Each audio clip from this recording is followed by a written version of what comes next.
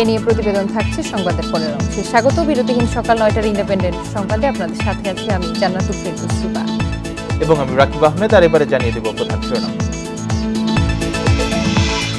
KNF এর পেছনের তৃতীয় পক্ষের ইন্ধন দেখছেন নিরাপত্তা বিশ্লেষকরা, সরকারকে আরও কৌশলী হওয়ার পরামর্শ।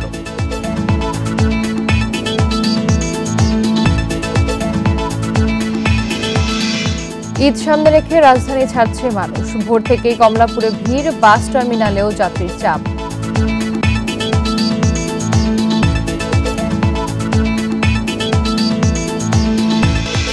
শুনছিলেন প্রধান শিরোনামগুলো। এছাড়াও আরো যা থাকছে, নওগাঁয় ৫০০ কিলোমিটার বন্যা নিয়ন্ত্রণ বাঁধের বেশিরভাগ এলাকায় গড়ে উঠেছে স্থাপনা, তৈরি হচ্ছে নানা প্রতিবন্ধকতা।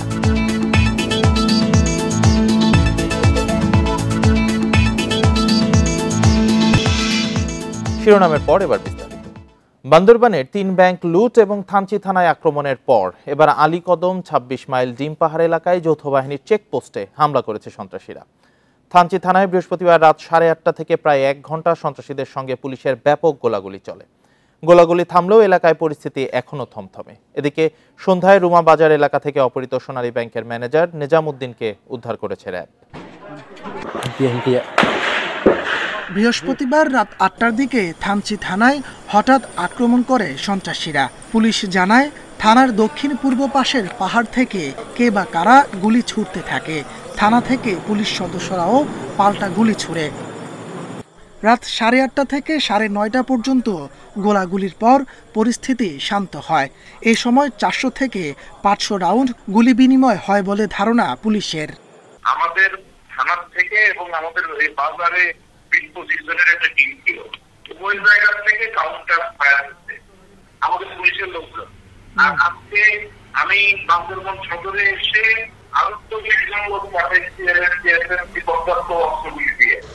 এর আগে অপহরণের ২ দিন পর সোনালী ব্যাংকের ম্যানেজার নিজামুদ্দিনকে রুমা বাজার এলাকা থেকে উদ্ধার করে র্যাব। বৃহস্পতিবার সন্ধ্যা ৭:৩০টার দিকে তাকে উদ্ধারের পর বান্দরবানে স্থানীয় র্যাব ক্যাম্পে নেওয়া হয়। মঙ্গলবার রাতে মসজিদ থেকে বের হওয়ার পর নিজামুদ্দিনকে জোর করে ধরে ব্যাংকের ভেতরে নিয়ে মারধর করে সন্ত্রাসী গোষ্ঠী কুকিচিন ন্যাশনাল ফ্রন্ট কেএনএফ। এরপর তাকে অজ্ঞাত জায়গায় নিয়ে মুক্তিপণ দাবি করে তারা।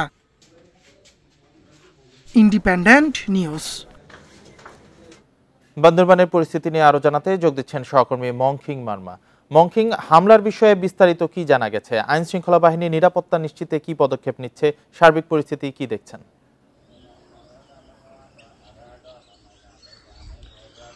গতকালকে ব্যাংক কর্মকর্তা রুমার সোনালী ব্যাংক কর্মকর্তা নিজামুদ্দিনকে মুক্তির পরপরই আসলে থানচিতে ৮:৩০টার দিকে গোলাগুলি শুরু করে সন্ত্রাসীরা। তো ৮:৩০টার পর ৮:৩০টার দিকে প্রথমেই থানচি থানার তারা আক্রমণ চালায় এবং পুলিশও কিন্তু তাদেরকে পাল্টা গুলি। তো এরপর হাসপাতাল এলাকায় গোলাগুলি করে প্রায় ১ ঘন্টা গোলাগুলির পরেই কিন্তু তারা এই থানচি বাজার থেকে তারা সরে গিয়ে রাত ১টার দিকে ডিম পাহাড় এলাকায় যে আলীকদমের সেখানে যৌথ বাহিনীর যে ক্যাম্প রয়েছে সেখানে কিন্তু তারা আক্রমণ চালায় বলে আমরা জানতে পেরেছি। তবে নিরাপত্তার বিষয় নিয়ে আমরা যেটি জানতে পেরেছি, প্রচুর পরিমাণে নিরাপত্তা কর্মী সেখানে মোতায়েন করা হয়েছে এবং গতকালকে রাতে থেকে আজকে সকালেও কিন্তু সেখানে পুলিশ, বিজিবি, র্যাব এবং সেনাবাহিনী কিন্তু অতিরিক্ত সেনাবাহিনী মোতায়েন করা হয়েছে বলে আমরা জানতে পেরেছি। তো আসলেই সেই এলাকাতে এখনো পর্যন্ত থমথম পরিস্থিতি বিরাজ করছে। আপনারা জানেন যে গত ৩ দিন ধরে থানচি এবং রুমাতে যে পরিস্থিতি সেটি আসলে এখানকার মানুষের কাছে উদ্বেগ সৃষ্টি হয়েছে। তো থানচি প্রথমেই রুমাতে ব্যাংক ডাকাতির ঘটনা, এরপর ১৭ ঘন্টার পরই থানচিতে ২টি ব্যাংক, সোনালী ব্যাংক এবং কৃষি ব্যাংকের ডাকাতির ঘটনা ঘটে। সেখানে কিন্তু ১৭,৫০,০০০ টাকা কিন্তু সেখান থেকে নিয়ে যায় বলে আমরা ব্যাংক কর্মকর্তার মধ্যে জানতে পেরেছি। তবে এখনো পর্যন্ত এই গোলাগুলির ঘটনায় আমরা থানচিতে এবং ডিম পাহাড় এলাকায় হতাহতের খবর কিন্তু এখনো পর্যন্ত পাওয়া যায়নি। তো এই বিষয়ে আমাদেরকে থানচি নির্বাহী কর্মকর্তা এবং আলীকদমের থানার ভারপ্রাপ্ত কর্মকর্তা কিন্তু নিশ্চিত করেছেন যে আসলে এইসব এলাকায় গোলাগুলি হয়েছে। তবে ওই সকল স্থানে কিন্তু এখনো হতাহতের খবর পায়নি বলে তারা আমাদেরকে নিশ্চিত করেছেন। তবে এখনো পর্যন্ত থানচি বাজারে থমথম পরিস্থিতি বিরাজ করছে। সেখানে যানবাহন থেকে শুরু করে তারা আসলে আশঙ্কা করছেন যে আসলে কখন কোন সময়ের মধ্যে এই ধরনের ঘটনাগুলো ঘটে, এই নিয়ে উদ্বিগ্ন এখানকার স্থানীয় বাসিন্দারা। এই হচ্ছে আমার কাছে সর্বশেষ তথ্য থানচি এবং আলীকদমের গতকাল গোলাগুলির ঘটনার স্বরূপ। বান্দরবনের পরিস্থিতির সর্বশেষ খবর জানাচ্ছিলেন সহকর্মী মংকিং মার্মা। বছরখানেক চুপ থাকার পর ব্যাংক ডাকাতির মতো বড় ঘটনায় কেএনএফ এর পেছনে তৃতীয় পক্ষের ইন্ধন দেখছেন নিরাপত্তা বিশ্লেষকেরা। বলছেন তাদের ভেতরে নেতৃত্বের দ্বন্দ্ব তৈরি হয়েছে। পাহাড়ে সন্ত্রাসী কর্মকাণ্ড নিয়ন্ত্রণে আইনশৃঙ্খলা বাহিনীর যথেষ্ট উদ্যোগ ছিল না বলেও দাবি তাদের। এজন্য সরকারকে আরও কৌশলী হওয়ার পরামর্শ বিশ্লেষকদের। জঙ্গি সংগঠন জামাতুল আনসার ফিল হিন্দাল সার্কিয়ার সদস্যদের প্রশিক্ষণ ঘিরে দেশজুড়ে আলোচনায় আসে কেএনএফ। সে ঘটনার পর 2022 সালের শেষ দিক থেকে অনেকটা নীরব হয়ে যায় সন্ত্রাসীরা। এমনকি শান্তি আলোচনায় দাবি দেওয়া নিয়েও আলোচনায় বসে তারা। এ বিষয়ে চূড়ান্ত রূপরেখা তৈরিতে 16 এপ্রিল আবারও আলোচনার কথা ছিল। এর মাঝেই ব্যাংক ডাকাতিতে সশস্ত্র অবস্থান জানান দিল কেএনএফ। আলোচনা চলাকালে এমন হামলায় গোষ্ঠীটির নেতৃত্বের দ্বন্দ্ব এবং তৃতীয় পক্ষের ইন্ধন দেখছেন নিরাপত্তা বিশ্লেষকরা। এ থেকে এটাও হয়তো একটা প্রতীয়মান হচ্ছে বা চিন্তা করার অবকাশ সৃষ্টি করছে যে এখানে বাইরের কারো ইন্ধন আছে কিনা এই আলোচনাটাকে, এই সমঝোতাকে আপনাকে ভণ্ডুল করে দেওয়ার জন্য সেই সব জিনিসগুলো আমাদেরকে দেখতে হবে। বিশ্লেষকরা আরও বলছেন, এই সন্ত্রাসীদের নিয়ন্ত্রণে আইনশৃঙ্খলা বাহিনীর উদ্যোগের অভাব ছিল। এখন নিরাপত্তা পরিকল্পনা ঢেলে সাজানোর পরামর্শ তাদের। তারা কিন্তু একটা পর্যায়ে গিয়ে কাঠামোগত পরিবর্তন করেছে। সেই কাঠামোতে কখনো নিয়ন্ত্রণের বিষয় থাকে, কখনো এদেরকে সঠিক বিষয়টি বুঝিয়ে মানে ডিরেডিক্যালাইজড করার বা মূল জায়গায়, স্বাভাবিক জায়গায় ফিরিয়ে নিয়ে আসার চেষ্টাটা থাকে। দুর্গম অঞ্চলে কেএনএফকে নিয়ন্ত্রণে সাধারণ মানুষের সচেতনতা বাড়ানোর উপরও জোর দিয়েছেন বিশ্লেষকরা। Anupam Shil, Independent News, Chattogram. Supreme Court বারে বিএনপিপন্থী আইনজীবীদের দুই পক্ষের দ্বন্দ্ব এখন চরমে। দলীয় ফোরামের সিদ্ধান্ত উপেক্ষা করে সভাপতির দায়িত্ব নিয়েছেন ব্যারিস্টার মাহবুব উদ্দিন। নিজ প্যানেলের এক প্রার্থীকে ব্যালট বাক্স ছিনতাইয়ে ইন্ধনদাতা হিসেবে উল্লেখ করেন। তবে পাল্টা অভিযোগ করে সম্পাদক প্রার্থী রুহুল কুদ্দুস কাজল বলেন, চেয়ারের লোভে সব অনিয়মের বৈধতা দিচ্ছেন মাহবুব উদ্দিন। হট্টগোল, মারামারি, ব্যালট বাক্স সরানো সহ ঘটনাবহুল নির্বাচনের 1 মাস পর দায়িত্ব গ্রহণ করল সুপ্রিম কোর্ট বারের নবনির্বাচিত কমিটি। বৃহস্পতিবার বিকেলে বিএনপিপন্থী প্যানেলের সভাপতি মাহবুব উদ্দিন খোকন ও আওয়ামী সমর্থিত প্যানেলের সম্পাদক শাহ মঞ্জুরুল হকের কাছে দায়িত্ব হস্তান্তর করে সাবেক কমিটি। মাহবুব উদ্দিন খোকনকে সভাপতির দায়িত্ব নিতে নিষেধ করে জাতীয়তাবাদী আইনজীবী ফোরাম। এ নিয়ে ক্ষোভ জানান তিনি। দাবি করেন, 9 মার্চ ব্যালট বাক্স সরানোর পরামর্শ দেন বিএনপি সমর্থিত প্যানেলেরই এক প্রার্থী। কাজল সাহেব আমারে বলল যে খোকন ভাই যুদ্ধ আমাকে সাহায্য করতে হবে। আমি যে দলের বিশ্বাস করে দল করি সে দলের 4-5 জন লয়ের কিন্তু কাজল পাশে দাঁড়ানো, সেও যুদ্ধ আমাকে দিচ্ছে। আমাদের দলের একজন প্রার্থী বলছে যে আপা আপনার তো সেখানে ঘোষণা হয়ে গেছে, বাক্সগুলো আপনি কন্ট্রোলে নিয়ে নেন। তবে সবকিছু ষড়যন্ত্র জানিয়ে পাল্টা অভিযোগ করেন রুহুল কুদ্দুস কাজল। মাহবুবুদ্দিন খোকনকে দল বলেছিল যে দায়িত্ব গ্রহণ না করার জন্য, তিনি দলের এই সিদ্ধান্ত উপেক্ষা করে নিজেই যখন দায়িত্ব গ্রহণ করেছেন, তাহলে তিনি এই ধরনের অভিযোগ যে কাউকে দিয়ে নিজের কাজকে বৈধতা দেওয়ার জন্য চেষ্টা করতেই পারেন। তিনি প্রকারান্তরে আমাদের রাজনৈতিক প্রতিপক্ষ আওয়ামী লীগকে সহযোগিতা করছেন, তাদের পৃষ্ঠপোষকতা করছেন। এই দ্বন্দ্বের পর আওয়ামীপন্থী আইনজীবীরা বলছেন, স্বতন্ত্র প্রার্থী নাহিদ সুলতানা জুথির সহিংসতায় বিএনপি নেতাদের ইন্ধনের বিষয়টি আবারও প্রমাণ হলো। যে ত্রাস সৃষ্টি করেছিল এই অডিটোরিয়ামে, সেই রাত একটা কালো রাত হিসেবে আইনজীবীদের কাছে চিহ্নিত হয়ে থাকবে। আজকে আমি এখানে দাঁড়িয়ে বক্তব্য দিচ্ছি, আমি মাইনরিটি হিসেবে কোনায় বসা ছিলাম আর তারা দুজন এখানে বসে বসে ষড়যন্ত্র করছিল এবং আইনজীবীরা, আমি বলবো, সেই ষড়যন্ত্রের দাঁত ভাঙ্গা জবাব দিয়েছে। নিজেদের বিরোধের ঘটনায় বিএনপির হাইকমান্ডের প্রতি ব্যবস্থা নেওয়ার দাবি বিএনপির 2 আইনজীবী গ্রুপের। Zahidul Bashar, Independent News, Dhaka. ঈদ সামনে রেখে ঢাকা ছাড়তে শুরু করেছেন নগরবাসী। ভোর থেকে রাজধানীর কমলাপুর রেলওয়ে স্টেশনে রয়েছে যাত্রীদের ভিড়। প্রায় সব ট্রেন সময় মতো ছেড়ে যাচ্ছে। এছাড়া মহাখালী, গাবতলী, সায়দাবাদ বাস টার্মিনালেও ঢাকা ছেড়ে যাওয়া মানুষের চাপ বেড়েছে। এতে টার্মিনালের আশেপাশের সড়কে রয়েছে হালকা যানজট। এছাড়া কোথাও কোনো ভোগান্তিতে পড়তে হয়নি বলছে যাত্রীরা। ঈদের আগে আগামী সোম ও মঙ্গলবার শেষ কর্মদিবস। অনেকেই এই দুদিন ছুটি নিয়ে ঢাকা ছাড়ছেন। এছাড়াও শিক্ষা প্রতিষ্ঠানে ছুটি শুরু হওয়ায় বাড়ি ফিরছেন শিক্ষার্থীরা। এতে বৃহস্পতিবার দুপুর থেকেই ভিড় রয়েছে ট্রেন ও বাসে। এদিকে সদরঘাট লঞ্চ টার্মিনালেও ভিড় বাড়ছে।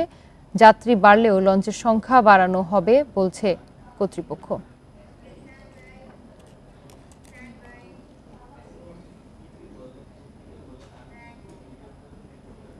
ঈদে বাড়ি ফেরা নিয়ে আরো জানাতে ঢাকা ও বগুড়া থেকে যোগ দিচ্ছেন আমাদের সহকর্মীরা। শুরুতেই রাজধানীর মহাখালী থেকে যোগ দিচ্ছেন সহকর্মী সুলতানা জাহান মিতু। মহাখালী বাস টার্মিনালে যাত্রীদের চাপ কেমন দেখছেন? যাত্রীদের কোনো ধরনের ভোগান্তিতে পড়তে হচ্ছে কিনা, কি বলছেন তারা?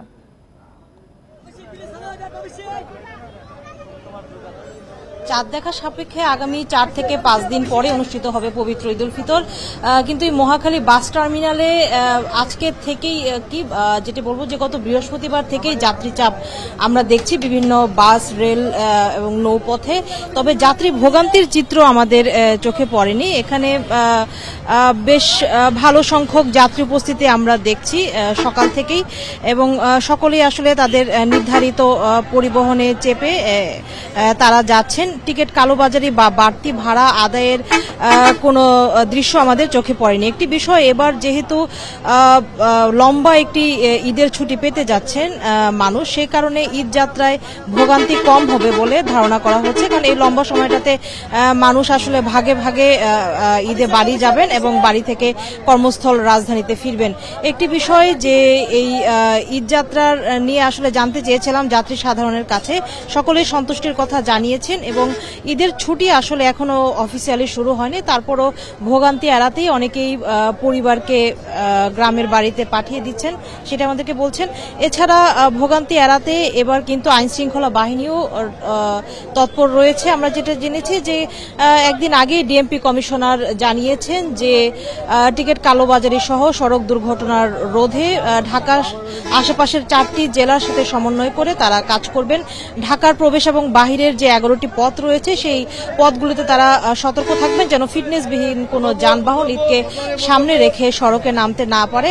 সবকিছু মিলিয়ে আসলে প্রস্তুতি এবং তৎপরতা আমাদের ভালোই চোখে পড়ছে।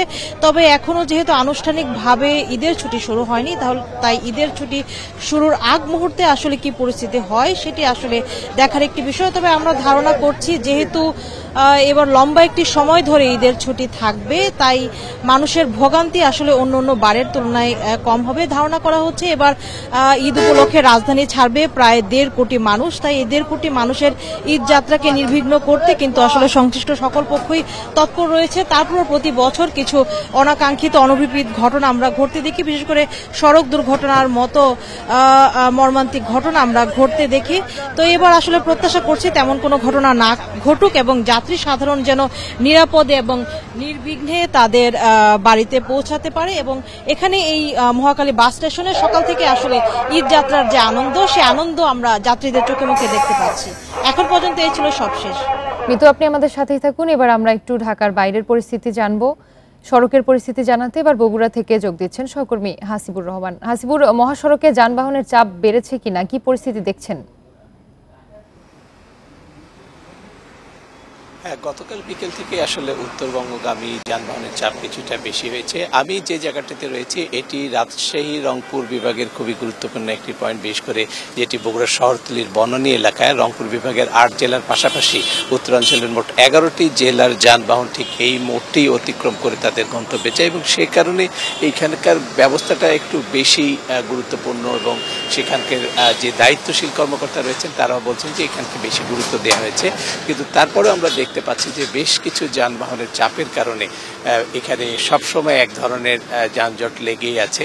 গতকাল আমরা হাইওয়ে পুলিশের যিনি প্রধান রয়েছেন মোহাম্মদ শাহাবুদ্দিন খান, তার সাথে কথা বলেছি। তিনি বলেছেন যে সারা দেশে যে 150টি অধিক ঝুঁকিপূর্ণ পয়েন্ট চিহ্নিত করা হয়েছে, তার মধ্যে এই উত্তরাঞ্চলে মোট 12টি গুরুত্বপূর্ণ পয়েন্ট রয়েছে, অধিক ঝুঁকিপূর্ণ পয়েন্ট রয়েছে। সেগুলোর ক্ষেত্রে বাড়তি নিরাপত্তা ব্যবস্থা রাখা হয়েছে। বিশেষ করে গাইবান্ধার গোবিন্দগঞ্জ, যেখানে 6 লেন থেকে যানবাহন হঠাৎ করে 2 লেনে চলে আসবে, সেখানে একটি বড় ধরনের যানজটের যে আশঙ্কা আছে, সেখানকার বিষয়ে তিনি বলেছেন যে বাড়তি জনবল থাকবে এবং সেখানে পুলিশের সিনিয়র অফিসাররা থাকবেন। আর বঙ্গবন্ধু সেতুর পশ্চিম প্রান্তে, বিশেষ করে বঙ্গবন্ধু সেতু থেকে হাটিকুমরুল মোড় পর্যন্ত যে 20 কিলোমিটার পথ রয়েছে, এটি খুবই গুরুত্বপূর্ণ। এখানে 2 থেকে 3টি খুবই ঝুঁকিপূর্ণ পয়েন্ট রয়েছে। সে কারণে প্রতি কিলোমিটারে এখানে 18 জন করে আইন শৃঙ্খলা রক্ষাকারী বাহিনীর সদস্য থাকছে এবং তারা সবসময় ক্লোজ মনিটরিংয়ে থাকবে সিসি ক্যামেরার আওতায়। আর এসব এলাকাকে ড্রোন ক্যামেরার আওতায় এনেও পিএ সিস্টেমের মাধ্যমে সবসময় এক ধরনের তদারকির কথা বলছেন হাইওয়ে পুলিশের কর্মকর্তারা। এবং আমরা যেটি দেখতে পেয়েছি যে এখন পর্যন্ত পুলিশের প্রায় 3 গুণ সদস্য মোতায়েন করা হয়েছে, জেলা police, highway police, arm police battalion এবং কোনো জায়গায় র্যাবেরও একটা বড় টহল থাকছে। আর যে কোনো ধরনের যানবাহন দুর্ঘটনাকে মোকাবেলা করবার জন্য, পরিস্থিতি সামাল দেবার জন্য সেখানে রাখা হয়েছে রেকার, একই সাথে অ্যাম্বুলেন্স এবং বেশ কিছু মোটর বাইক পার্টি, যারা দ্রুত রেসপন্স টিম হিসেবেই পরিচিত হয়েছেন। সব মিলিয়ে বলা যায় যে এবার সড়কের যে পরিস্থিতি, সেটিকে নিয়ন্ত্রণ করবার জন্য বাড়তি কিছু জনবল রয়েছেন। আর হাইওয়ে পুলিশ বলছেন যে গত বছর যারা সড়কে ফিটনেসবিহীন গাড়ি বের করেছিলেন বা শৃঙ্খলা ভঙ্গ করেছিলেন, এমন 2 লাখ যানবাহনের বিরুদ্ধে মামলা দেওয়া হয়েছে। এবারও সেই প্রস্তুতি থাকবে। বিশেষ করে যেগুলো পুরনো যানবাহন চলাচলের অযোগ্য হয়ে পড়েছে, সেগুলোকে মহাসড়কে তারা আইনের আওতায় আনবেন বলে আমাদেরকে জানিয়েছেন। তবে এখন পর্যন্ত উত্তরবঙ্গের সবগুলো পয়েন্টই ঝুঁকিপূর্ণ যে পয়েন্টগুলো, সেগুলোকে গুরুত্বপূর্ণ হিসেবে চিহ্নিত করে বাড়তি নিরাপত্তা ব্যবস্থা রাখা হয়েছে। একই সাথে এবারের ঈদযাত্রা অনেকটা স্বস্তির হবে বলে আমরা আশা করছি। ঢাকা ও বগুড়া থেকে ঈদযাত্রার খবর জানাচ্ছিলেন আমাদের সহকর্মীরা। ঈদে ঘরমুখ মানুষের পারাপার নিশ্চিত করতে মানিকগঞ্জের পাটুরিয়া ও আরিচা ঘাট এলাকায় বিশেষ উদ্যোগ নিয়েছে প্রশাসন। সার্বিক কার্যক্রম পর্যবেক্ষণের জন্য 7 জন ম্যাজিস্ট্রেট ও আইন শৃঙ্খলা বাহিনীর 1000 সদস্য মোতায়েন থাকবে। ঈদের 3 দিন আগে থেকে 3 দিন পর পর্যন্ত পচনশীল পণ্য ছাড়া সব ধরনের মালবাহী পরিবহন পারাপার বন্ধ রাখা হবে। পাটুরিয়া, দৌলতদিয়া ও আরিচা কাজিরহাট হয়ে দক্ষিণ পশ্চিমাঞ্চলের অনেকে যাতায়াত করেন।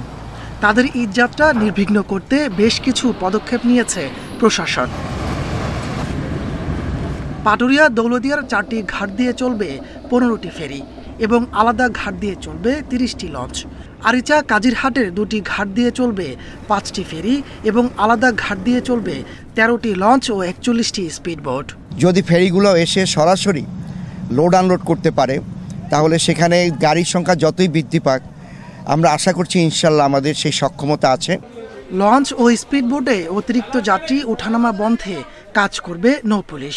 যাত্রীদের সার্বিক নিরাপত্তায় কাজ করবে আইন শৃঙ্খলা বাহিনীর 1000 সদস্য। কমপক্ষে 1000 আইন শৃঙ্খলা রক্ষাকারী লোক এখানে কাজ করবে। আমাদের ধল্লা থেকে বারোঘড়িয়া থেকে আরিচা পাটুরিয়া পর্যন্ত 2টি কন্ট্রোল রুম থেকে নিরাপত্তা ব্যবস্থা পর্যবেক্ষণ করা হবে। থাকবে 7টি ভ্রাম্যমাণ আদালত। অতিরিক্ত ভাড়া যেন আদায় করতে না পারে এবং অতিরিক্ত যাত্রী যেন পরিবহন করতে না পারে, সেই লক্ষ্যে আমরা প্রয়োজনীয় নির্দেশনা দিয়েছি এবং এই লক্ষ্যে আমাদের ভ্রাম্যমাণ আদালত পরিচালিত হবে। আমরা ইতিমধ্যে প্রয়োজনীয় সংখ্যক 5 সদস্য বিশিষ্ট একটা ভিজিলেন্স টিম করে দিয়েছি। এবারের ঈদযাত্রা স্বস্তির হবে বলে আশাবাদ জানিয়েছে প্রশাসন। Independent news. সমাজসেবা অধিদপ্তরের ভবঘুরে পুনর্বাসন প্রকল্পের জন্য রাস্তাঘাট কিংবা হাটবাজার থেকে নির্বিচারে সাধারণ মানুষকে আটকের অভিযোগ উঠেছে। ভুক্তভোগীর স্বজনেরা বলছেন, কাজে বের হওয়া এসব মানুষকে নানা কারণ দেখিয়ে তুলে নিয়ে যায় আইনশৃঙ্খলা বাহিনী। স্বজনদের সাথে দেখাও করতে দেয়া হচ্ছে না। পুলিশ বলছে, নির্বাহী ম্যাজিস্ট্রেটের নির্দেশেই তাদের আটক করা হয়েছে। রাজধানীর উত্তরার বাসিন্দা শাহরিয়ার শাফি রোহান 2 বছরের শিশু তানহাকে নিয়ে মিরপুরের সরকারি আশ্রয়ন কেন্দ্রের সামনে অপেক্ষা স্ত্রীর জন্য। তার দাবি, মঙ্গলবার কাজে বের হলে ধরে আনা হয় স্ত্রী মনিকাকে। এখনো জানেন না কোন অভিযোগে তাকে আটক করা হয়েছে, কখন মিলবে মুক্তি। কাজ শেষ করে সে দুপুর 2টা 2:30টার দিকে আসতেছিল, তো তো আসার সময় রাস্তা থেকে তাকে ডাক দিয়ে বলতেছে একটু শোনেন, এদিকে আসেন, কথা বলবে স্যারে। সাইডে নিয়েছে, সাইডে নেওয়ার পরে মহিলা দুজন নাই গাড়িতে উঠাই ফেলছে, আর কোনো কথাই বলে নেই। রোহানের মতো এমন অভিযোগ ছবি হাতে অপেক্ষায় থাকা শতাধিক মানুষের। তাদের কেউ দাঁড়িয়েছিলেন জাকাতের জন্য, কেউ করতেন হকারি, কেউ সেদিনই বেড়াতে এসেছিলেন ঢাকায়, কিন্তু তাদের থানায় হাজিরা দেওয়ার নাম করে নিয়ে আসা হয় আশ্রয়ণ কেন্দ্রে। বাজার করতে গেছে, পথেতে দাপ করে রেলওয়ে পড়ছে, জাকাত আনার জন্য, কাপড় আনার জন্য গেছিল, সেখান থেকে ধরে নিয়ে আসছে। আর একটু আগে ফোন দিছিল, বলে যে আমার আম্মু এমনিতে অসুস্থ মানুষ, ওনাদের পানি পর্যন্ত দিচ্ছে না। হকার গিলি ধৈরাই না, ওনরা বলতাছে ভিক্ষুক। আচ্ছা কর্মকেরা, এটা তো আমরা একটা ব্যবসা করে খাই। টাকা 5,000 করে টাকা চাইতে, টাকা দাও তাহলে দেখতে দিব। ঘটনার সত্যতা জানার চেষ্টা করলেও ভেতরে ক্যামেরা প্রবেশের অনুমতি মেলেনি। দায়িত্বরত কর্মকর্তার দাবি, ভবঘুরে ও নিরাশ্রয় ব্যক্তি পুনর্বাসন আইনের ভিত্তিতে তাদের আটক করা হয়েছে। কিন্তু আশ্রয়ণ কেন্দ্রে হঠাৎই 400 মানুষ কিভাবে এলো তার সদুত্তর মেলেনি। 1 তারিখে ছিল 78 জন, হ্যাঁ 1 তারিখে, 2 তারিখে হইল 442 জন। তো জিনিসটা কি একটু অস্বাভাবিক না? অস্বাভাবিক মানে 80 জন থেকে হঠাৎ করে 442 জন কেন ঈদের আগে হচ্ছে? এই অভিযানটা চালানো হয়েছে সরকারের নির্বাহী আদেশে। আমরা আটক করার পর আমরা ম্যাজিস্ট্রেটের সামনে দাঁড় করানো হয়েছে, ম্যাজিস্ট্রেট কথা বলেছে, তারপরে ম্যাজিস্ট্রেট হয়তো একটা সামান্য সময়ের জন্য একটা আটক আদেশ দিচ্ছে। তাহলে এক্ষেত্রে কিন্তু ভুল হওয়ার সম্ভাবনা খুব একটা নাই। আটক বেশিরভাগ মানুষের সাথে ভবঘুরে আইনের সংজ্ঞার কোনো মিল নেই। সমাজসেবা অধিদপ্তরে গিয়ে এ বিষয়ে কারো মন্তব্য পাওয়া যায়নি। তবে ভিক্ষুক উন্নয়ন বিষয়ক প্রকল্পের দায়িত্বরত কর্মকর্তার দাবি, সবকিছু আইন অনুযায়ী হচ্ছে। আমরা তো তাদের ধরি নাই, ধরছে পুলিশ আর স্থানীয় ম্যাজিস্ট্রেট যারা, তারা। তাহলে তো আমি তাদের বিষয়টা আমি ব্যাখ্যা দিতে পারবো না তারা কিভাবে ধরছে। যে কোনো কোর্টের মাধ্যমে তাদের ওইরকম সাময়িক আশ্রয়ের জন্য ওইখানে রাখবে, এটাই নিয়ম। বিনা অপরাধে আটক এসব ব্যক্তিদের দ্রুত মুক্তির দাবি জানিয়েছে ভুক্তভোগী স্বজনরা। ইকরামুল কবির, ইন্ডিপেন্ডেন্ট নিউজ, ঢাকা। মালয়েশিয়ায় সেকেন্ড হোম করতে 4 থেকে 41,000 কোটি টাকা পাচারের তথ্য মিলেছে। বাংলাদেশি ধনকুবেরদের পাচার করা এই টাকায় করা যেত আরেকটি পদ্মা সেতু। তবে এ নিয়ে এখনই কিছু বলতে নারাজ বাংলাদেশ ব্যাংক ও সিআইডি। আর দুদক বলছে, সুনির্দিষ্ট তথ্য পেলেই কাজ শুরু করবে তারা। মালয়েশিয়া দক্ষিণ চীন সাগর তীরের এই দেশটিতে 3,604 বাংলাদেশির সেকেন্ড হোম। সেখানে কন্ডোমিনিয়াম অ্যাপার্টমেন্ট বা বাড়ি করেছেন তারা। মালয়েশিয়ার ব্যাংকে 5 লাখ থেকে 50 লাখ রিঙ্গিত ফিক্সড ডিপোজিট করলে নানান শর্তে মেলে সেকেন্ড হোম করার সুযোগ। ব্যক্তি পর্যায়ে কাউকেই বিদেশে এমন লগ্নির সুযোগ দেয় না বাংলাদেশ ব্যাংক। তবে কিভাবে এই বিপুল অর্থ সেখানে নিয়ে সেকেন্ড হোম গড়লেন বাংলাদেশিরা? ওভার ইনভয়েসিং, আন্ডার ইনভয়েসিং এর মাধ্যমে হুন্ডি অনেকেই হয়তো ব্যাগ ভর্তি করে বিমানবন্দর ফাঁকি দিয়ে তারা অর্থ নিয়ে যাচ্ছে। দেশটির মালয়েশিয়া মাই সেকেন্ড হোম প্রজেক্টে 3টে স্তর, সিলভার, গোল্ড, প্লাটিনাম। প্রতিটি প্লাটিনামে বাংলাদেশিরা আবাস গড়তে খরচ করেছেন 50 লাখ রিঙ্গিত। টাকার অঙ্কে যার পরিমাণ 11.5 কোটি টাকা। চাইলে এর বেশিও বিনিয়োগ করতে পারেন যে কেউ। তবে সেই টাকার পরিমাণ কত তা কখনোই প্রকাশ করে না মালয়েশিয়া। তারা কিন্তু শুধুমাত্র তাদের এই সেকেন্ড হোমের মালিকানার মধ্যে সীমাবদ্ধ রাখেন নাই তাদের ব্যবসা বাণিজ্যটা। সেখানে কিন্তু এই সুযোগটা নিয়ে তারা অন্যভাবে বিনিয়োগ করেছেন, সম্পদের মালিকানা করেছেন, আরও ভেবে বিভিন্ন প্রফিট মেকিং এন্টারপ্রাইজের মধ্যে জড়িত আছেন। অর্থ পাচার নিয়ে কাজ করা বিএফআইইউ কিংবা সিআইডি সেকেন্ড হোম প্রশ্নে এখনই কিছু বলতে নারাজ। 2017 সালে মালয়েশিয়ার দ্বিতীয় নিবাসীর তালিকা নিয়ে কাজ শুরু করেছিল দুদক। তবে সেই তদন্ত আর আলোর মুখ দেখেনি। যারা সেকেন্ড হোম করেছে, টাকা পাচার করে নিয়ে গেছে, ওদের তথ্যটা না আসলে তো কমপ্লিট ইনকোয়ারি তো হবে না। সেই জন্য সেই এমএলএর রিপ্লাইয়ের জন্য অপেক্ষা করতে হয়। সেই তথ্যের জন্য অপেক্ষা করছেন, কিন্তু এর মধ্যে তো হাজার হাজার কোটি টাকা পাচার হয়ে গেছে। ওয়াশিংটন ভিত্তিক সংস্থা গ্লোবাল ফিনান্সিয়াল ইন্টিগ্রিটি জিএফআই বলছে, বাংলাদেশ থেকে বছরে গড়ে পাচার হয় 80,000 কোটি টাকা।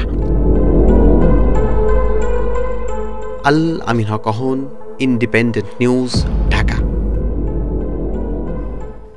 নওগাঁয় প্রায় 500 কিলোমিটার বন্যা নিয়ন্ত্রণ বাঁধের বেশিরভাগ এলাকাতে গড়ে উঠেছে দোকানপাট, বাজার, ঘরবাড়ি সহ নানা স্থাপনা। এতে বাঁধে চলাচলের রাস্তা বন্ধ হওয়া সহ তৈরি হচ্ছে নানা প্রতিবন্ধকতা। অবৈধ স্থাপনা উচ্ছেদে বারবার জানানো হলেও তেমন কোনো ব্যবস্থা নিচ্ছে না পানি উন্নয়ন বোর্ড। অবৈধ দখলের কারণে রানীনগরের মিরাট ইউনিয়নের জামালগঞ্জ মোড় এখন বাজারের রূপ নিয়েছে। মোড়কে ঘিরে বন্যা নিয়ন্ত্রণ বাঁধের ওপর ৩৮টি দোকান ও ১৬টি বসতি গড়ে উঠেছে। নিজস্ব জমি না থাকায় বাঁধে আশ্রয় নেওয়ার কথা স্বীকারও করছেন দখলদাররা। বহুদিন থেকে এখানে গরিব মানুষ বাড়িঘর নেই, যার জন্য এখান থেকে আসি। থাকার জায়গা নাই, এখানে বাড়ি করে আসি। যদি সরকার যদি অনুমতি দেয় তাহলে আমাকেও দেয়। দোকান ও ঘরবাড়ি তৈরি করায় ক্ষতিগ্রস্ত হচ্ছে বাঁধের অনেক জায়গা। এতে ভাঙন ঝুঁকি সহ বাঁধের ওপরে চলাচলে তৈরি হচ্ছে প্রতিবন্ধকতা। ওরা একবারের দোয়াই দেয়, অনেকে অনেক কিছু করতেছে, কিন্তু আমরা মালিকালা বা মালিক আমরা কোনো চান্স পাই না। রাস্তা সংকীর্ণ হয়ে গেছে, পার্শ্বে যেগুলো অবৈধ স্থাপনা ঘর হওয়ার কারণে গাড়ি ঘোড়া চলাচল এবং গাড়ির মোড় ঘুরতে সমস্যা হয়। তো এটা আইনগতভাবে ব্যবস্থা নিয়ে এটা অপসারণ করা, এখানে দুর্ঘটনা অ্যাক্সিডেন্ট যেগুলো হয় এগুলো আর হবে না হয়তো। পুরো জেলায় প্রায় ৫০০ কিলোমিটার বন্যা নিয়ন্ত্রণ বাঁধে বিভিন্ন স্থানে দোকানপাট, বাজার, বসতি গড়ে উঠেছে। এসবের তালিকা করে উচ্ছেদের আশ্বাস দিয়েছে পানি উন্নয়ন বোর্ড। অবৈধ স্থাপনাগুলি ধারাবাহিকভাবে গড়ে উঠছে। তো রিসেন্ট আমরা এগুলি উচ্ছেদ করার জন্য আমরা প্রক্রিয়া গ্রহণ করছি। প্রসাদপুর বাজার, এরপরে আরও অনেকগুলি জায়গা আছে যেগুলিতে আমরা ধারাবাহিকভাবে উচ্ছেদ অভিযান পরিচালনা করব। দ্রুত অবৈধ স্থাপনা উচ্ছেদের দাবি জানিয়েছেন স্থানীয়রা। Independent news.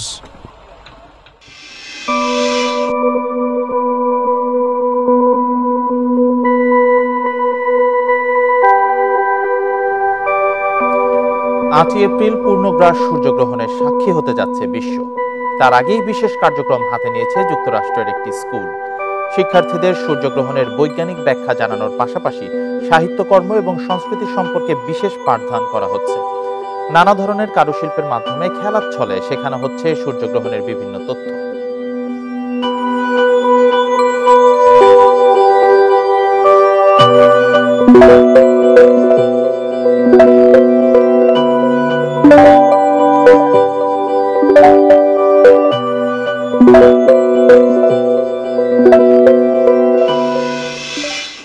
এ নিয়ে বিস্তারিত প্রতিবেদন থাকছে সংবাদের পরের অংশে।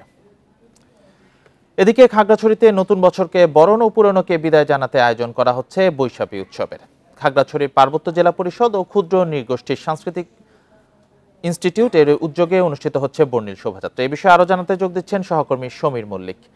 সমীর, শোভাযাত্রার সঙ্গে আর কি আয়োজনে থাকছে? দেখুন, পাহাড়ের প্রধান যে সামাজিক উৎসব, অর্থাৎ এখানে বৈশাখী বলা হয়, চাকমাদের বিজু, ত্রিপুরাদের বৈশু এবং মারমাদের যে সাংরাই, এই তিনটিকে মিলে কিন্তু বৈশাখী বলা হয়।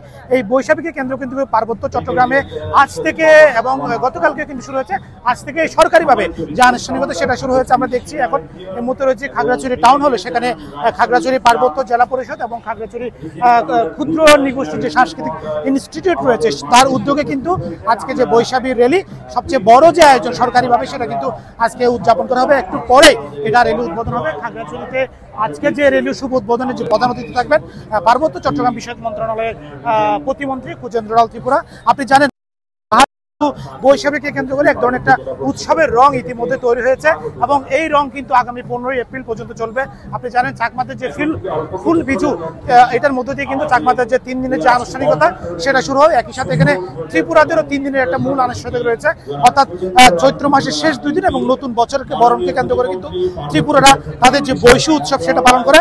এবং অন্যতম যে একটি আকর্ষণ রয়েছে মারমাদের যে সাংরাই উৎসব, সেটাও কিন্তু প্রায় 3 থেকে 4 দিন ধরে চলে এবং পানি উৎসবের মধ্য দিয়ে সেটা কিন্তু শেষ হবে। তবে আজকে আমরা যে আয়োজনটা দেখছি, খাগড়াছড়ি জেলা পরিষদ এবং ক্ষুদ্র নিষ্ঠুর পক্ষ থেকে যে বর্ণাঢ্য শোভাযাত্রা করা হয়েছে, এখানে অন্তত বেশ কিছু সামাজিক সাংস্কৃতিক সংগঠন, একই সাথে বিভিন্ন পাড়া মহল্লার যে ক্লাবগুলো রয়েছে সেখান থেকে সাধারণ মানুষ কিন্তু যুক্ত হয়েছে। আমরা দেখছি এখানে মারমারা কিন্তু তাদের ঐতিহ্যবাহী যে পোশাক আছে সে পোশাক পরে কিন্তু এখানে তারা অংশ নিয়েছে। একই সাথে ত্রিপুরা জনগোষ্ঠীর মানুষ এবং চাকমা জনগোষ্ঠীর মানুষ, একই সাথে এখানে যারা বাঙালি রয়েছে, যারা বসবাসরত বাঙালি জনগোষ্ঠী রয়েছে, তারাও কিন্তু বাংলা নববর্ষ উদযাপনে এই বর্ণাঢ্য যে বৈশাখী সেটাতে কিন্তু অংশ নিচ্ছে। এবং সবকিছু মিলিয়ে বলা যায় এই আয়োজনকে কেন্দ্র করে কিন্তু পাহাড়ের বিশেষ করে যে প্রত্যন্ত গ্রামগুলো রয়েছে সেখানে কিন্তু উৎসবের রং লেগেছে। আমরা গতকালকেও দেখেছি যে এখানকার যে বিভিন্ন উপজেলাগুলো রয়েছে, গ্রামগুলো রয়েছে, সেখানে বৈশাখের যে অনুষঙ্গ, তাদের যে ঐতিহ্যবাহী নৃত্য, তাদের যে সংস্কৃতি রয়েছে সেটা তারা তুলে ধরছে। এবং তারা একটা বিষয় বলছে, আধুনিকতার যে দাপট, সেই দাপটে যাদের যে সংস্কৃতির যে স্বকীয়তা সেটা যাতে হারিয়ে না যায়, সে জায়গা থেকে তারা কিন্তু সবসময় চেষ্টা করে তাদের প্রকৃত যে ইতিহাস, ঐতিহ্য, তাদের রীতিনীতি, কৃষ্টি সংস্কৃতি রয়েছে সেটা তুলে ধরে এবং সেটাকে রক্ষা করার কিন্তু একটা তারা দাবি জানিয়েছে। এখানে অনেকেই বলছে আধুনিকতার কারণে তাদের যে এখন অনেক বেশি বাণিজ্যিক হয়ে গেছে আয়োজনগুলো, এবং বাণিজ্যিক রং চঙের কারণে তাদের যে আয়োজনের যে স্বকীয়তা সেটা অনেকটা হারিয়ে যাচ্ছে। এই স্বকীয়তাটা রক্ষা করার জন্য যারা এখানকার যারা উদ্যোক্তা রয়েছে, আয়োজক রয়েছে এবং যারা গবেষক রয়েছে, তারা বলছে স্বকীয়তাটা রক্ষা করে এখানকার যে কৃষ্টি সংস্কৃতি রক্ষা করে এখানকার যে উৎসবগুলো সেটা পালনের তারা কিন্তু দাবি জানিয়েছে। এবং ধন্যবাদ সমীর। খাগড়াছড়িতে বৈশাখী উৎসব উদযাপনের খবর জানাচ্ছিলেন সহকর্মী সমীর মল্লিক। ঈদের বাজারে অনলাইনে কেনাকাটা বেড়েছে কয়েক গুণ। যানজট আর বাড়তি ঝামেলা এড়াতে অনেকে ঘরে বসেই সারছেন ঈদ বাজার। ক্রেতা টানতে আকর্ষণীয় অফারও দিচ্ছে ই কমার্স প্রতিষ্ঠানগুলো। তবে চমকপ্রদ অফারের ভিড়ে যেন প্রতারণা না হয়, সেজন্য নজরদারি বাড়ানোর কথা জানিয়েছে ভোক্তা অধিকার সংরক্ষণ অধিদপ্তর। একটি বেসরকারি বিশ্ববিদ্যালয়ের শিক্ষার্থী আনসারি 5 বছর ধরে কেনাকাটা করছেন অনলাইনে। ঈদ শপিং সারতে বন্ধুদের নিয়ে অনলাইনে খুঁজছেন পছন্দের পণ্য। মার্কেটে অনেক ভিড়, যার কারণে আমি চিন্তা করলাম যে অনলাইনে আমি যদি প্রোডাক্ট কিনি তাহলে অনেক ভালো হয়। এখন বর্তমানে অনেকে দেখি যে স্ক্রলিং করলেই দেখি অনেক সুন্দর সুন্দর প্রোডাক্ট আসে, অনেকে রিভিউ করে। ক্রেতারা বলছেন রোজায় যানজট আর গরমের বাড়তি ভোগান্তি এড়ানোর পাশাপাশি পছন্দের পণ্য সাধ্যের মধ্যে পেতেই অনলাইনে ঝুঁকছেন তারা। মাঝে মধ্যে ওই হ্যাসেলটা এড়ানোর জন্য বাসার মধ্যে বসে বসে অনলাইনে শপিং করার চেষ্টা করি। 14-15 সালেও দেখতে গেলে বিভিন্ন ধরনের পাখি ড্রেস, আনারকলি ড্রেস বেরিয়েছিল। এখনও সেম টাইমে এরকম বহু ধরনের ড্রেস বের হচ্ছে যেগুলো অফলাইনে খুঁজে পাওয়া যাচ্ছে না, বাট অনলাইন থেকেই মানুষ পারচেস করতেছে। সংশ্লিষ্টরা বলছেন অন্য যে কোনো সময়ের তুলনায় এখন অনলাইন মার্কেট প্লেসে অর্ডারের পরিমাণ বেড়েছে কয়েক গুণ। ওয়্যার হাউসেও বেড়েছে কাজের ব্যস্ততা। রিটার্ন প্রোডাক্ট হয় 1%-এর মতো রাফলি, মানে 1%-এরও কম। সো এই জিনিসটা আমরা সেলারদেরকে এডুকেট করে দিয়েছি এবং আমাদের কোয়ালিটিতে এখন কোনো সমস্যা হওয়ার কথা না, এটা খুবই কম। সো ঈদে আসলে আমরা ওইটা মেনটেন করার চেষ্টা করছি। আপনাকে বলেছে সে একটা কাপড় দিবে, সে না দিয়ে হয়তো একটা অন্য কিছু দিল, সেটাতে হয়তো তার শপই আমরা বন্ধ করে দিই। ঈদ ঘিরে কেবল ডিসকাউন্টই নয়, পণ্যের গুণগত মান নিশ্চিতের দিকেও এবার নজর বাড়ানোর কথা বলছেন ব্যবসায়ীরা।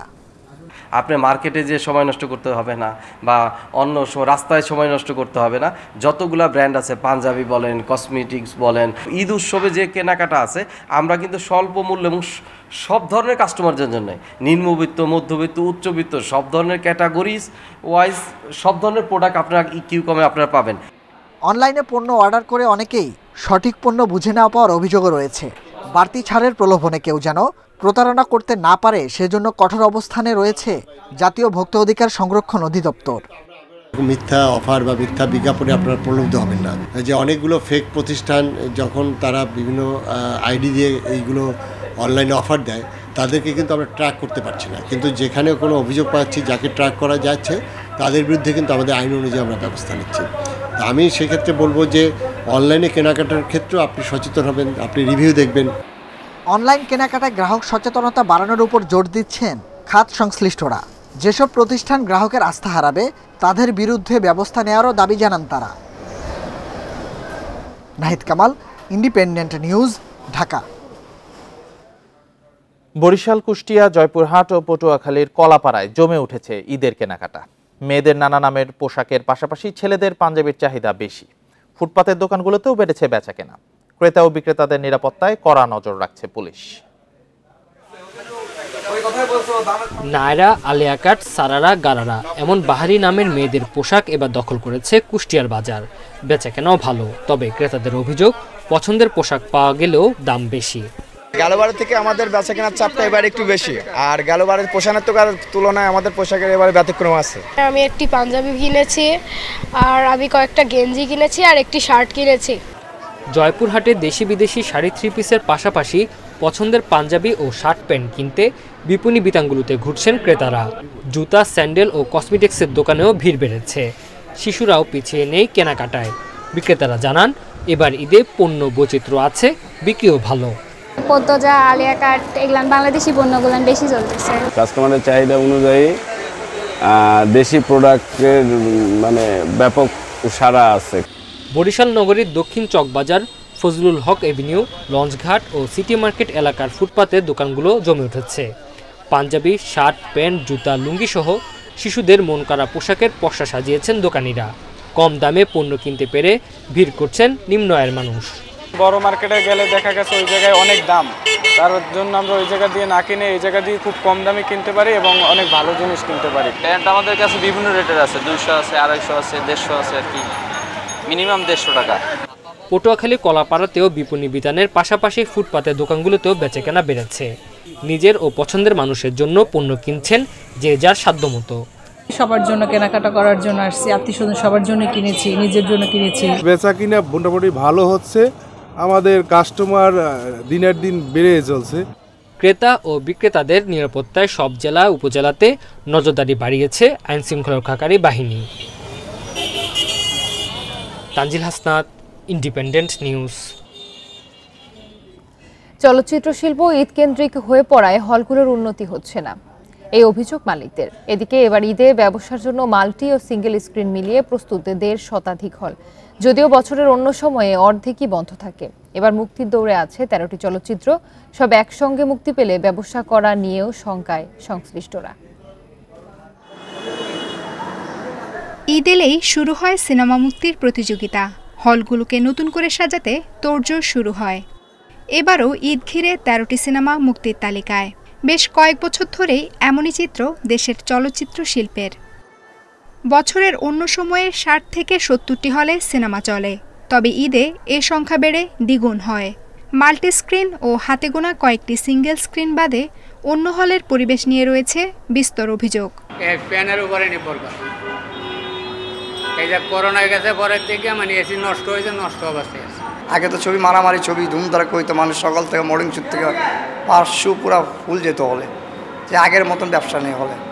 মালিকরা বলছেন সারা বছর ভালো মানের সিনেমা না থাকলে এই অবস্থা থেকে মুক্তি নেই। যে মধ্যবিত্ত নিম্নবিত্ত যারা আছে এরা সিনেপ্লেক্সের ছবি দেখতে পারেন, ইটস এক্সপেন্সিভ। তো ওদেরকে ফিরে আনার জন্য হলে আমি মনে করি কন্টেন্ট দেওয়া উচিত। প্রোডাকশন যারা করতেছে দে আর নট প্রফেশনাল পিপল, তারা আসতেছে জাস্ট একটা শখের জন্য আসতেছে, ছবি করে প্রডিউসার আপনার লিস্টে নাম রাখতেছে, ডাইরেক্টরের লিস্টে নাম দেখতেছে, কিন্তু দিস ইজ ভেরি সিরিয়াস। ইন্ডিয়াতে দেখেন, কলকাতাতে দেখেন, আপনি প্রত্যেক সপ্তাহে ছবি রিলিজ হচ্ছে। এবার ঈদে শাকিব খানের রাজকুমার মুক্তির কথা রয়েছে শতাধিক হলে। এজন্য অন্য সিনেমাগুলো প্রতিযোগিতায় কতটা টিকবে তা নিয়ে চিন্তায় সংশ্লিষ্টরা। আমি বড় ছবিদের যারা বানাচ্ছে তাদেরকেও বলবো, আপনারা ঈদে না আসে ঈদের পর আসেন। ঈদের পরের সপ্তাহগুলো আমরা কোনো ছবি পাই না। হ্যাঁ, যে ছবি পাই সেই ছবি হলের দর্শকরা যায় না। আপনাদের এই যে 13টা ছবি, আমি মনে করি 13টা ছবি ভালো, সবাই তাদের জ্ঞান মেধা দিয়ে তৈরি করেছে, কিন্তু ভবিষ্যতে আপনাদের কাছে আমাদের আবেদন থাকবে যে আমরা হল সংখ্যা যখন তো দিন পর্যন্ত আমরা বৃদ্ধি করতে না পারছি, আমাদেরকে আপনারা সহযোগিতা করেন। হল সংকটে গত বছর একাধিক সিনেমা মুক্তির সিদ্ধান্ত থেকে সরে আসেন প্রযোজক পরিচালক। হল মালিকরা বলছেন দেশের সিনেমা ঈদ কেন্দ্রিক হয়ে পড়ায় হলগুলোতে উন্নয়নের ছোঁয়া লাগে না, ফলে এ শিল্পে উন্নতি হয় না। তাদের দাবি সারা বছর মানসম্মত নতুন সিনেমা এলেই এ শিল্পের ঘুরে দাঁড়ানো সম্ভব। আফসানা আফরোজ জুই, ইন্ডিপেন্ডেন্ট নিউজ, ঢাকা। ঈদ ও বাংলা নববর্ষকে কেন্দ্র করে ব্যস্ত সময় পার করছেন টাঙ্গাইল ও জামালপুরের তাঁত শিল্পের কারিগররা। তাদের তৈরি জামদানি সহ হরেক রকমের শাড়ি যাচ্ছে দেশ বিদেশের বিভিন্ন প্রান্তে, তবে ন্যায্য মূল্য না পাওয়ার দাবি উদ্যোক্তাদের। বিসিক বলছে তাঁত শিল্পকে আরও সমৃদ্ধ করতে প্রয়োজনীয় উদ্যোগ নেওয়া হবে। বাহারি ডিজাইন ও রঙের কারণে টাঙ্গাইলের শাড়ির রয়েছে আলাদা কদর। ঈদ ও বাংলা নববর্ষকে সামনে রেখে বেড়েছে টাঙ্গাইলের শাড়ির চাহিদা। দিনরাত এক করে তাঁতিরা নিপুণ হাতে বুনে যাচ্ছেন শাড়ি। টাঙ্গাইল শাড়ি বিখ্যাত হইতেছে, আমরা মজনটা তৈরি করতেছি, মজনটা বিক্রি করতেছি। তাঁত মালিকরা বলছেন ক্রেতাদের দৃষ্টি কাটতে সুতি, মাসলাইস কটন, টিস্যু জামদানি, মুসলিম জামদানি নিয়ে এসেছেন। আর গরমের কথা চিন্তা করে তৈরি করছেন এসি কটন নামের শাড়ি, এতে সারও মিলছে বেশ। হাফ সিল্ক জামদানি আছে, এগুলো আমি বেশি পছন্দ করি। তারপর সিল্কগুলো যে আছে টাঙ্গাইলের, সেগুলো তো এত আরাম পরে চিন্তাই করা যায় না। ঈদকে সামনে রেখে শাড়ি তৈরিতে ব্যস্ত জামালপুরের বক্সিগঞ্জের পাখিমারা গ্রামের জামদানি কারিগররাও তৈরি করেছেন নানান নকশার শাড়ি। এক একটি বিক্রি হচ্ছে 9,000 থেকে 20,000 টাকায়। তবে সুতার দাম বাড়ায় ন্যায্য দাম পাওয়া যাচ্ছে না বলে দাবি উদ্যোক্তাদের। দাম হলে গিয়া 20,000 টাকা, এর চেয়ে আরও বেশি উপরে দাম আছে, এই কমও আছে, সর্বনিম্ন 9,000 টাকা। সুতার দাম বাড়তি, কাঁচামালের দাম বাড়তি, ওই তুলনায় আমাদের শাড়ির দাম তেমন বাড়তি নেই। জামদানি শাড়ি প্রসারে বাজারজাতকরণ সহ বিভিন্ন প্রশিক্ষণ দিয়ে সহায়তার কথা জানিয়েছে বিসি। জামদানি তৈরিতে কাঁচামাল যেমন সুতা, বিভিন্ন ধরনের কাঁচামাল লাগে, যেগুলো আনতে যদি তাদের কোনো সমস্যা হয় সেক্ষেত্রে আমাদের সাথে যোগাযোগ করলে আমরা অবশ্যই তাদেরকে সেখান থেকে আমরা কাঁচামাল তাদেরকে সহজ করতে এবং সহজভাবে আমরা তাদের নিয়ে আসা যায় সেটা আমরা ব্যবস্থা করব। জামালপুরে জামদানি পণ্য তৈরি কাজে জড়িত রয়েছে 250 পরিবার। Independent news. রমজান মাস জুড়েই ঢাকা বিশ্ববিদ্যালয়ের টিএসসি এলাকায় ছিন্নমূল মানুষের মাঝে সেহরি বিতরণ করছে একদল শিক্ষার্থী। এই উদ্যোগে প্রতিদিনই ক্ষুধা মিটছে 1.5 শতাধিক ছিন্নমূল অনাহারী মানুষের। দুস্থ অসহায় মানুষের মাঝে সেহরি বিতরণ করে খুশি স্বেচ্ছাসেবকরাও।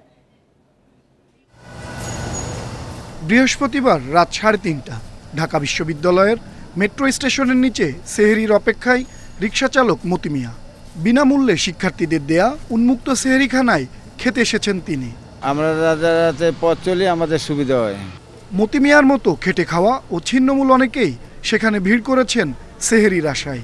একদল তরুণ অসহায়দের মাঝে বিতরণ করছে সেহরি। প্রতিদিনই একসাথে বসে সেহরি করেন 1.5 শতাধিক মানুষ। 30-40 জন এই যে লেশখাওলা এখানে আমরা প্রতিদিন থাকি, প্রতিদিন খাই। রাস্তায় থাকে ফুটপাতে, তাদের জন্য খুবই ভালো হয়েছে, খুবই উপকার হচ্ছে। আমরা গরিব মানুষ, যেমন আমরা সেহরি খাওয়ার জন্য মনে করেন অনেক কষ্ট হইতাছে, সেই ব্যবস্থা করার জন্য খুবই আমরা লাভবান। এদিকে দুস্থ অসহায়দের হাতে সেহরি তুলে দিতে পেরে খুশি স্বেচ্ছাসেবকরাও। বলছেন শুধু রমজান নয়, সারা বছরই ছিন্নমূল মানুষের পাশে থাকতে চান তারা।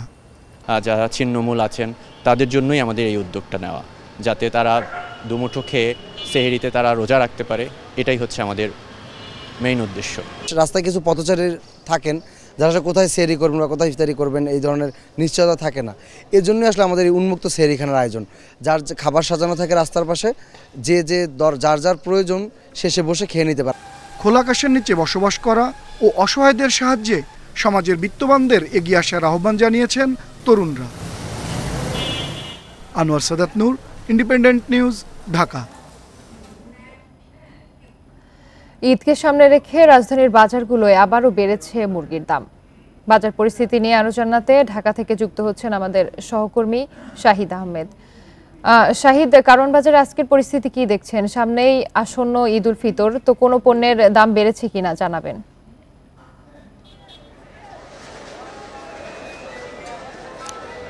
দেখুন, আসলে বাজারে সপ্তাহের ব্যবধানে প্রতিটা পণ্যেরই কম বেশি ওঠানামা করে। যেহেতু আর কিছুদিন পরে ঈদ, মানুষের চাহিদাও বেড়েছে এবং সুযোগ বুঝে সেই সুযোগটাও কিন্তু অতি মুনাফার জন্য বেছে নিয়েছেন ব্যবসায়ীরা। এই মুহূর্তে রাজধানীর কারণ বাজারে আছি। আমি যদি একটু চিত্র দেখাই, প্রথমে আপনার সাথে মিল রেখে বলতে হয় মুরগির দাম, এবং আমিও কিন্তু সকাল থেকে কারণ বাজার এবং পার্শ্ববর্তী হাতিরপুল বাজারেও ঘুরেছি। ঈদকে সামনে রেখে বলা যায় যে অতি মুনাফার সেই একই প্রতিযোগিতা শুরু করেছে মাংস ব্যবসায়ীরা। আমি যদি প্রথমে মুরগি দিয়ে বলি, গত সপ্তাহে ব্রয়লার মুরগি প্রতি কেজি বিক্রি হচ্ছিল 200 থেকে সর্বোচ্চ 210 টাকা। আজকে সেই একই জাতের একই আকারে মুরগি বিক্রি হচ্ছে 250 থেকে 260 টাকা, এবং এক দর লেখা আছে 255, 260, যেটা কারণ বাজারে 255, 250, সেটা পলাশী, হাতিরপুল, মোহাম্মদপুর, টাউন হল, রামপুরা, অন্যান্য বাজারে কিন্তু আরও 5 থেকে 10 টাকা বেশি, 250 থেকে 260। অর্থাৎ বলা যায় যে মাত্র 7 দিনের ব্যবধানে কেজিতে 50 টাকা বৃদ্ধি পেয়েছে। কেন আসলে দামটা বাড়লো? সে ব্যবসায়ীদের সে একই পুরনো অজুহাত, সরবরাহ কম। যদিও বাজারে যে কোনো ক্রেতা চাহিদা মাফিক পণ্য কিনতে পারছে, পণ্যের কোনো সংকট নাই। এবং যারা ক্রেতা, তাদের অভিযোগ যে সঠিক তদারকি না থাকা এবং সরকারি সংস্থা, যেহেতু সামনে ঈদ, একটা সরকারি ছুটির বিষয়, তারাও কিন্তু নিষ্ক্রিয়। এই সুযোগটাই কিছুটা বাড়তি, অর্থাৎ বলা যায় অতি মুনাফা করছে ঈদকে সামনে রেখে। এবার আসি গরুর মাংসের বিষয়টা। 750-এর নিচে ঢাকা জেলা কোথাও কোনো গরু মাংস পাওয়া যাচ্ছে না। অর্থাৎ বলা যায় আর যদি দেশি গরু মাংস ট্যাগ লাগিয়ে যায় সেক্ষেত্রে 780 থেকে 800 টাকা কেজি দরে বিক্রি হচ্ছে। অর্থাৎ বলা যায় যে সপ্তাহের ব্যবধানে মাংসের বাজার অস্থির, মুরগির দাম কেজিতে 50 টাকারও বেশি বেড়েছে। তবে একই সাথে চাহিদা বেড়েছে গুঁড়া দুধ এবং সেমাই, লাচ্চা সেমাই এবং চিনির। তবে স্বাভাবিক রয়েছে, নাগালের মধ্যে রয়েছে সবজির দাম। মূলত এই ছিল রাজধানীর বাজার পরিস্থিতি থেকে সবশেষ। এই ছিল এখনকার সংবাদে। ইন্ডিপেন্ডেন্ট টেলিভিশনের সব খবর বিস্তারিত জানতে চোখ রাখুন ফেসবুক, ইউটিউব, এক্স। ধন্যবাদ।